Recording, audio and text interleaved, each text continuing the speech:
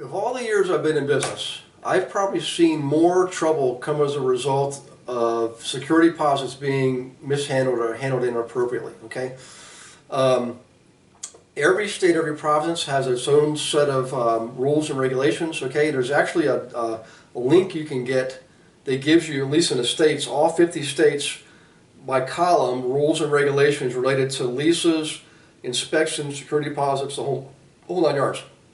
But wherever you are, just Google. If you're in Quebec province, Google Quebec landlord-tenant law. If you're in Kentucky, Google Kentucky landlord-tenant law. Okay, I'll see if we can find the link, and if we do, we'll put it. Look in the notes for the video. We'll give you the link there. You can click on it or go to the whatever that link takes you.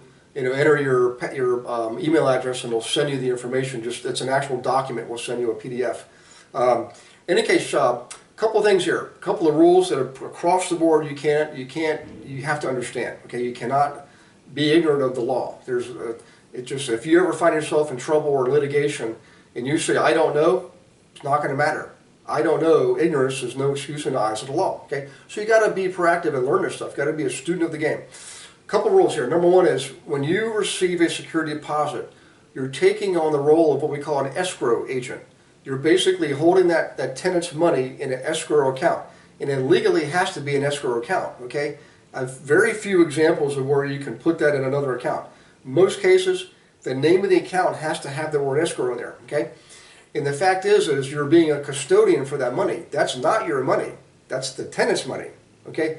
You're just holding it in a separate account during the term of the lease. Okay, so whether or not you have to have it earn interest, that's up to the different states and provinces.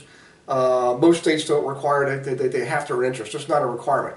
If the account does earn interest, though, okay, you do have to pay that back to the tenant. Typically, if they've been there 2 years or more, anything 2 years or less, you don't have to give them interest on a deposit. Greater than 2 years, generally speaking, you got to pay them interest. It's accrued to that point. Okay. Now, I've had other landlords say, well, every year I write them a check for whatever interest that's accrued. I don't see that. I haven't seen it in writing anywhere. When somebody moves out, then we give them the deposit back plus any interest they earn, if it doesn't earn interest. Okay. Now, you generally have a limited time frame to get someone to deposit back.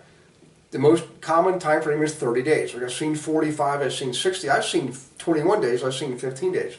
Okay, I've seen areas where you can't even collect a security deposit, like up in Montreal, for example. Okay, but in any case, let's assume you're collecting a deposit. It has to be in a separate account, escrow account, and when someone moves out, if you're not going to give them their entire deposit back, you've got to let them know why in writing within 30 days. Send them what portion they are getting back, and include a description of what you kept and why you kept it.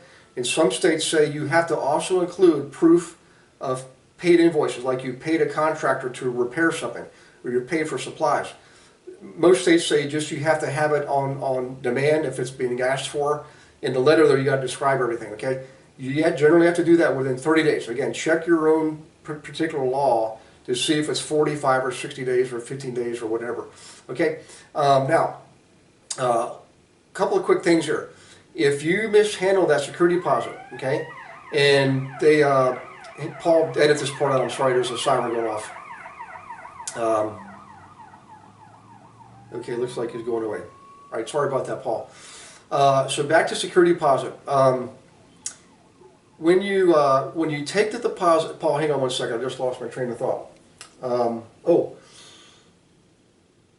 On security deposit, the law usually stipulates it's meant to be paid for. It's like an indemnity deposit, or pay for damages. It's not meant to be paid for rent.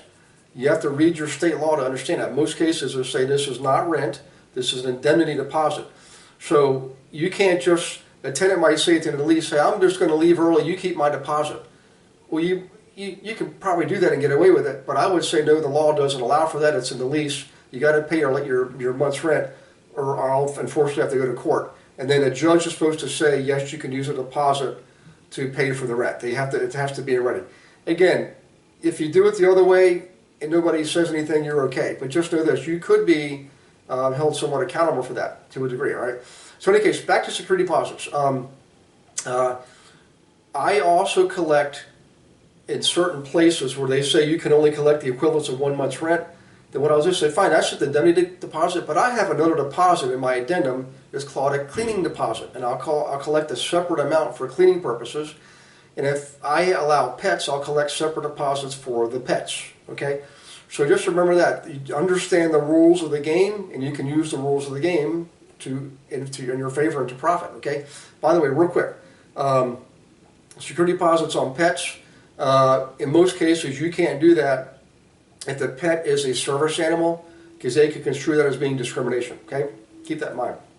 All right, we'll see you on the next video. In the meantime, take care. God bless.